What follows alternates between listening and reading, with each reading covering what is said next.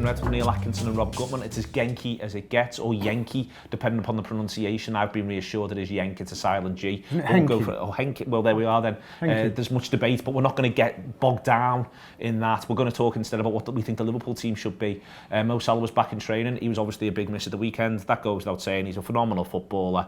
My thing is this, Rob. If he wasn't able to be in the 18 on Sunday, why would he be a good move to start him in this one against Genk?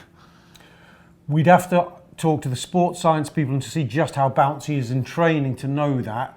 And I think, and I know you don't agree with me, that I think there's a case for going either way. One, you could say, Klopp might say that leave him a few more days. There's a danger he's getting more and more out of rhythm, and Tottenham suddenly becomes a bit of a comeback game where he's got to ease himself in rather than be full tilt. There's another side that says what you says, which is put him on the bench tonight, give him 20 and make that his ease-in phase. Or even half an hour. Yeah. For me, it's not so much that, it's more, there's a couple of factors for me. One is I'd like to see the manager change the shape.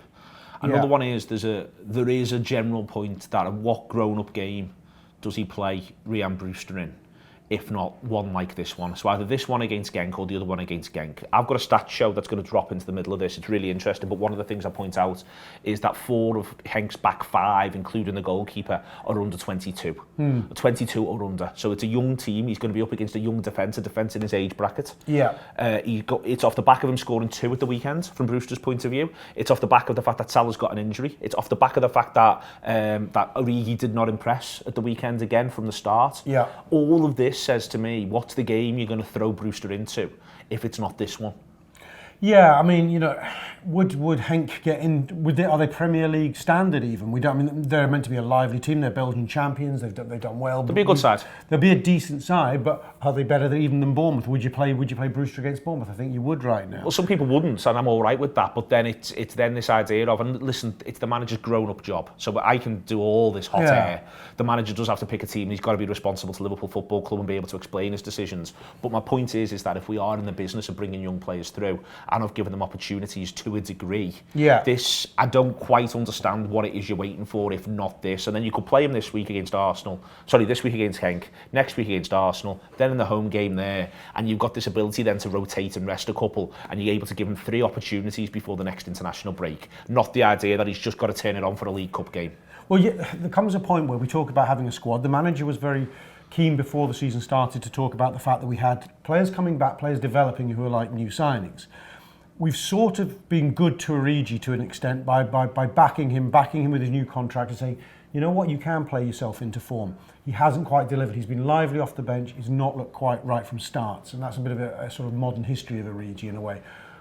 But Brewster, we were told, Brewster, why would you block Brewster's path? So I'm going to move towards agreeing with you on this one, because the time does have to come where we have to test the squad. We have to see what life looks like without Salah. I've written about this in a preview piece, which you can read on the Anfield website. But I do think, okay, you can't take silly risks. We really could do with 6 points out of 6 against Genk, but we do have to find out what it looks like without the main men. We do indeed. Listen, every week on the Anfield Wrap, in fact twice a week, I do a stat show that looks back at a game, looks ahead to a game, that does a little bit of analysis and tries to work with our partners at StatsBomb and find out more and more about the side. What we're going to start trying to do is, around this middle of the week, Talking Red show is drop in a stats conversation at length for you, so you can see what those shows are like if you don't currently subscribe to the Anfield Wrap, and if you do, you get this anyway, and you get this one dropped in. So here's me on the Belgians.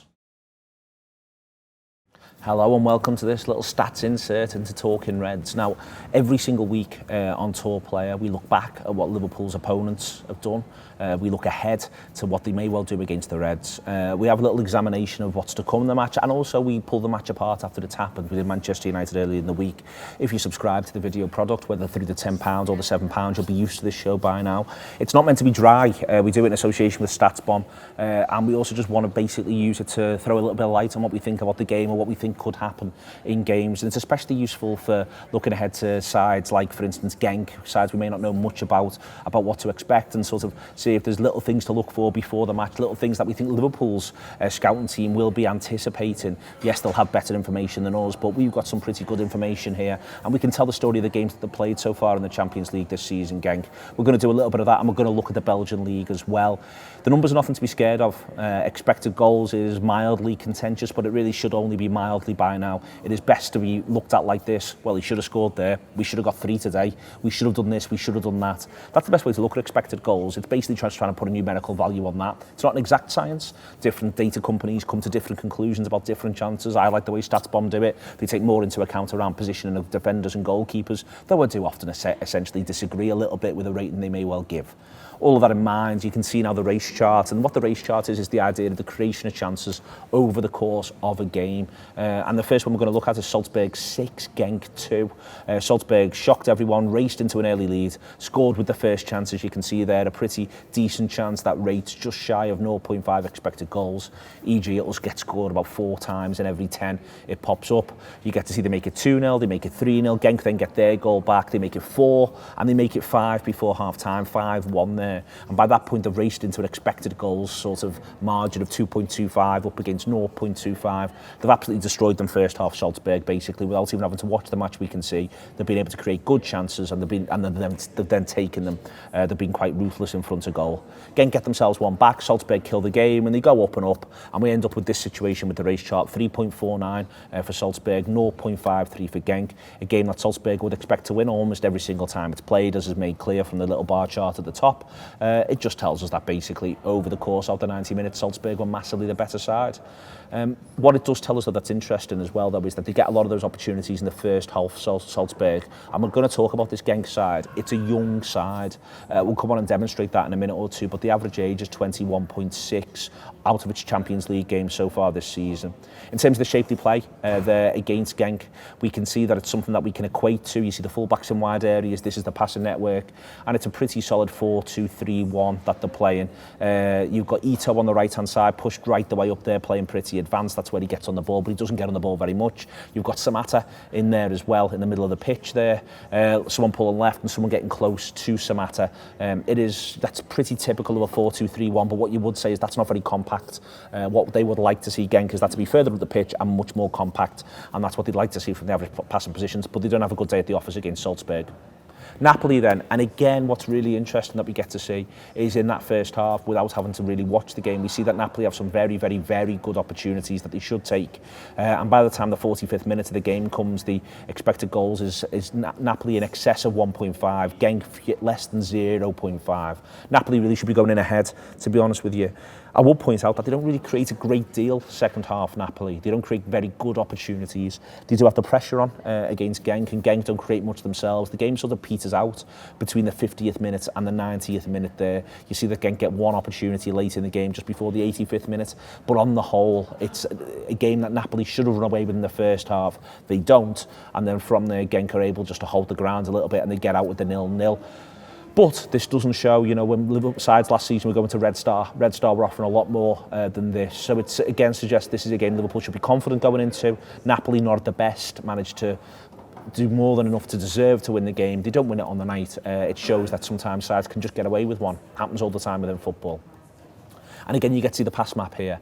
And in this one, Genk, maybe because they're at home, maybe they're less under the cosh than they were against Salzburg, but they managed to push up the pitch a little bit more. Again, it's a 4-2-3-1, the two midfielders on top of each other there. Hadji plays, that's Georgie Hadji's son, by the way, he plays. It's a bit more traditional. You see Samatta further forward, and again, see he pulls over to the left. He's pulling over to the left, and we're going to come back to that. But Tombo's in there as well, and Ito's there on the right-hand side, and very, very close to him is Merla, the right-back. And Merla and Ito in the Belgian league are the more creative players. They create a lot of good opportunities from that right-hand side for Genk in the Belgian league. Them being close together is something that I think would probably worry Napoli over the course of the game. But obviously, as we know, Genk don't create much against a solid Napoli backline that we've seen ourselves. Next one along there is that average age question. The average age is 21.6 in terms of minutes played. So much that bar is on the left-hand side there, 22 and 23 as well. There's not that many players playing for this side who are older than 25. Only 6 have got any decent minutes on the pitch. Most of the players weighted are from the age of 21, 22 for this Genk side. And they're a side in transition. Over on Under the Lights, I spoke to a Belgian football analyst, and George was talking about this idea that it's a bit of a surprise. They've got this Champions League qualification, but they're quite transitional at the minute, Genk, and you can see that in the ages of these players, including the goalkeeper and many of the defenders. Here we can see all the shots. This is all the shots that they've had so far this season in the Genk, in the Belgian league. It's pretty much, broadly speaking, what you'd expect. They've scored a couple of penalties, 2 goals from 2 penalties, but apart from that, it's 15.73 expected goals, 16 goals in total. It says that none of the forwards are really overperforming what you'd expect. Expected goals is working here as a metric. Nothing to flag, nothing to be overly concerned about. What you would see is, and it is a very noisy diagram, I hasten to add, but you can see again a little bit more stuff happening over on the left-hand side. Opportunities and the ball's being attacked. It is ever so slightly skewed towards the left, and that's where Samatta prefers to play. We've seen that already with the passing diagrams. Next along is what they've done from corners, and reds is when they've won the ball or got a shot off. And you can see in there's a fair bit of red. They've had opportunities, a number of shots. You can see 2 or 3 goals from the corners within there as well. So there's been it's not been one where you would think that this is a side that is decent from set pieces. They've done okay from corners and all over the sort of the 6-yard box area. If you imagine a semicircle on the penalty spot, they've got the shot off from there. They've scored from there. One right between the sticks, one coming in on the back post, and a few more there. A bit of near post action as well. They take them short, as you can see on the right hand side. Haven't taken them short much on the left hand side, but they are quite good from attacking corner situations.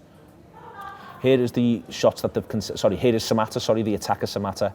And again, we can see that he's had more opportunities and more quality opportunities pulling over to the left-hand side there, either straight down the middle of the box or from the left. A couple of his goals come from that side. There's not that much from the right at all. What we'd sometimes do is, and listen, I'll be as guilty of it as anyone else, after the game I'll say, well, it looked to me like they targeted Matip and Trent Alexander-Arnold there with the centre forwards. Well, this is just where he plays. And I think it's important to sort of say that, and it's one of the things that the analysis from StatsBomb allows us to do, that yes, Samatta will probably play on Joel Matip and Trent Alexander-Arnold, but that's where he plays week in, week out. What we can't do, therefore, is say, well, the opposition have had a look at a weakness and done X. Maybe he'll do it in an even more pronounced manner, possibly. But ultimately, Samatta pulls left and looks to play in that channel. We can see that. We can see that through the passing charts. We can see that where these shots come. That's where he wants to play his football. So it's worth remembering that, rather than just sort of thinking it's another side doing the same thing over and over again against Liverpool. They may well just be doing the same thing that they do over and over again. He's got himself 5 goals, Samatta. He's expected to get 4.86. It's pretty much par for the course from him as a forward, and a couple of those have come against poorer sides. Next little thing is the shots that they've conceded. And again, you can see there that it's down the attacker's left and their right where more has come off. And again, that feeds into the idea of, again, the chats that I've had, that they are stronger on the left-hand side of the pitch defensively, but more creative on the right-hand side of the pitch. So there's a bit more noise in that sort of left-hand channel there that you can see coming in and around the box. Expected goals, they've been a little bit unfortunate, 10.56, 13 conceded. Says something perhaps about the goalkeeper, and the goalkeeper is one who's come up highest level he played before this season is Belgian 2nd division. Get a bit more data on that. We can analyse that maybe before the second game against Genk and once we've seen him in action. But we can see there that a few of those goals are from quite close in, and a few of the opportunities as well are in the 6-yard box. But more than anything, it is that left-hand channel, and that makes me wonder whether or not Liverpool might change the way in which they approach it if Mo Salah is out, and look to find some sort of way to get Sadio Mane to play that side. So we're thinking about and thinking if Liverpool will shake it up. The last little thing here is the pressures that you see over the course of the game, and you can see again that they're skewed much busier defensively on the left-hand side. Genk, yes, there's a little bit of shading on the right, but right the way up that left-hand side of the pitch, it is above average, the amount of effort that Genk are putting in, and it does suggest therefore that that's where there's a greater amount of defensive solidity from them, where they're more comfortable pressing the ball and closing it down, high or low. That's where they're doing that sort of work. I hope you've enjoyed this. We look to do this, as I say, for every single game, behind the paywall, if you're not behind the paywall. It's something that I'd like to think adds to people's sort of understanding of the games. It certainly adds to mine, to be honest with you. And it's been a bit of a crash course, but it's worth checking out. And if you want to check it out, if you just download the app, you can use the tokens that are there. If you want to look at things for the first time, amongst the video, amongst the audio, you can do that. So do feel free to download the app if you haven't done it yet. And within there, you can get to our premium material without having to pay any money. The tokens do that for you. And if you want to sort of continue from there, there's ways to subscribe to the Anfield wrap. See you in a minute.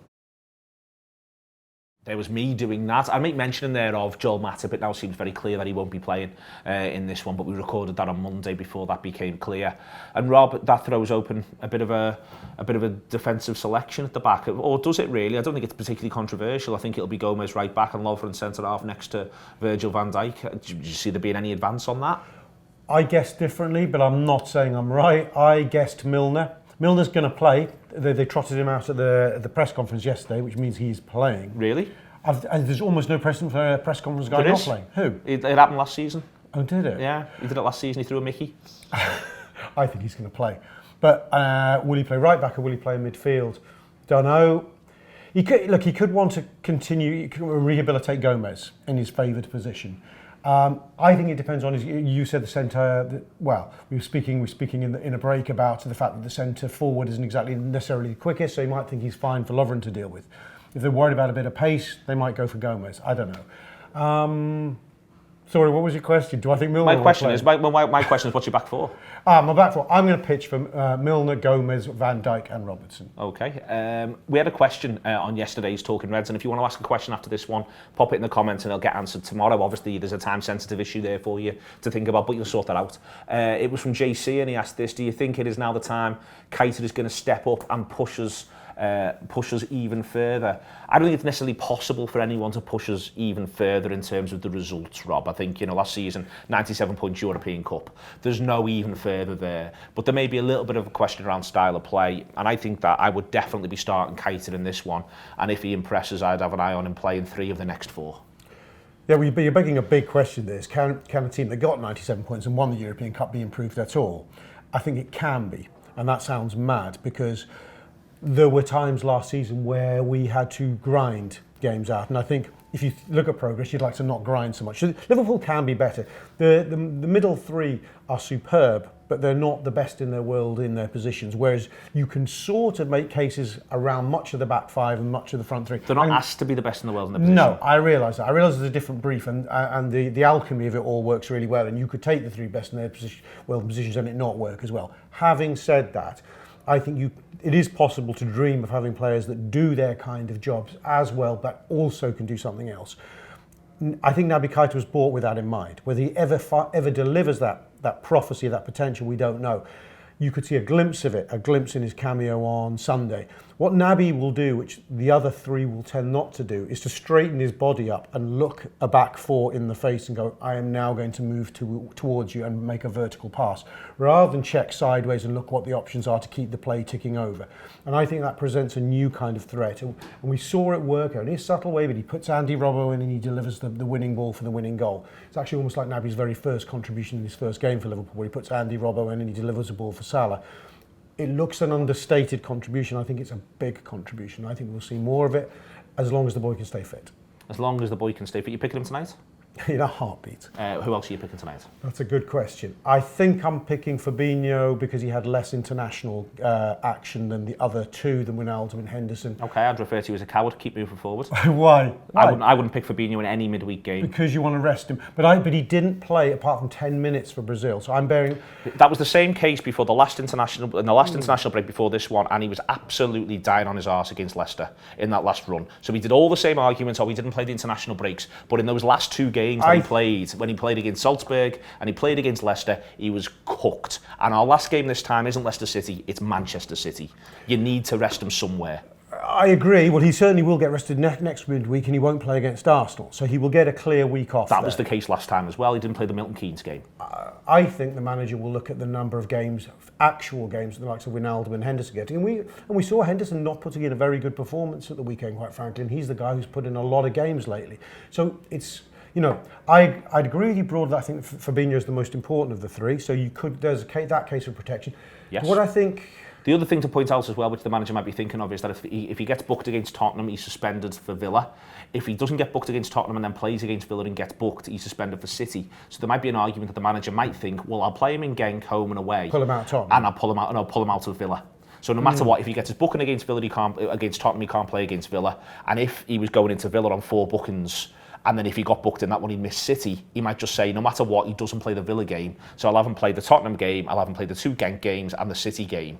And therefore, to pull him out of the Arsenal game and out of the Villa game, regardless of the suspension, if you know what I mean, in order to dodge it. So he's definitely available for City. And I think you're saying, if you do pull him out, you put 2 in to you play a 4-2-3-1. So I'd pick, my team would be, I'd pick Lallana off the back of his goal in a 4-2-3-1 off the right-hand side, Firmino behind Brewster, Mane left, Henderson and Keita. I'd pick Henderson because I think Henderson could do with a game of just doing nuts and bolts, and I think you put him in next to Keita, you'll see his role as just to help Keita through the game and give him as much of a platform to build on as possible. I wouldn't play Henderson against Tottenham. I think his form's been off the boil enough to say I don't want him to play against Tottenham, so I'd probably have Henderson play. I'd have him play this one, and then I possibly wouldn't bring him back until Villa away. When you don't play Fabinho. So I'd almost just allow Henderson to find himself a little bit, but get him through tonight and let him be Liverpool captain tonight, if you know what I mean. So don't do his confidence in, but give him a new role. I definitely want to play Keita, and I think Keita maybe in a game like this one, in a 4-2-3-1, a little bit deeper, being able to see everything would be no bad thing. I'd give Lallana the boost off the back of the goal, and the idea of giving him 60 minutes. Brewster up top, Firmino, Mane, with Origi on the bench, with Oxlade-Chamberlain on the bench, with Salah on the bench, with Milner on the bench possibly, and I'd also play Milner against Tottenham, play Milner against Arsenal, play Milner against Villa, and play Milner against Genk at home, and have the idea that Milner's going to do a run of games for me, and that's the way I'd be looking at it, but I'm just one man, and again, I'll say it again, it is not my job, it is the Liverpool manager's job, and he gets rated for these results, and I could just talk any amount of shite. There are two Klopps, the one that changes 1-2 bodies at a time, and the one that finally goes, I tell you what, I'm putting an end to this as a problem and rests everybody in one game. The key example being a Burnley last season, where he threw everyone. You're talking about a situation almost like that, because there's a lot of changes quietly, because some of them forced, but there's quite a lot of changes. In a game which isn't a League Cup game, but neither again was Burnley away in the Premier League, so he may do that. But this is why he's quite hard to predict, I think, in many respects. But I actually couldn't call it. It's going to be difficult to find out what it is that he does. It's all to come. Obviously, the team news will come out. We'll have loads of fantastic stuff on the Anfield Wrap, on the social, Twitter, Facebook and Instagram. It'll all be on there for you. And then the content itself, all the post-match stuff, straight after the final whistle today. Look forward to that. If you haven't downloaded the app yet, do think about it. It's free. You get 250 tokens that get you the premium content when you sign up. You can watch Talking Reds through it, as Talking Reds is free. You've got the free shows on the audio and the video to be able to enjoy. 250 tokens, though, to get on the premium stuff. So do download the app if you haven't done so already. It's Neil Atkinson, it's Rob Gutmann. Liverpool are going to beat Genk by what score? Me? Yeah. 2-0. He's saying 2-0 the Reds. I'm saying 3-0 Liverpool. See you tomorrow.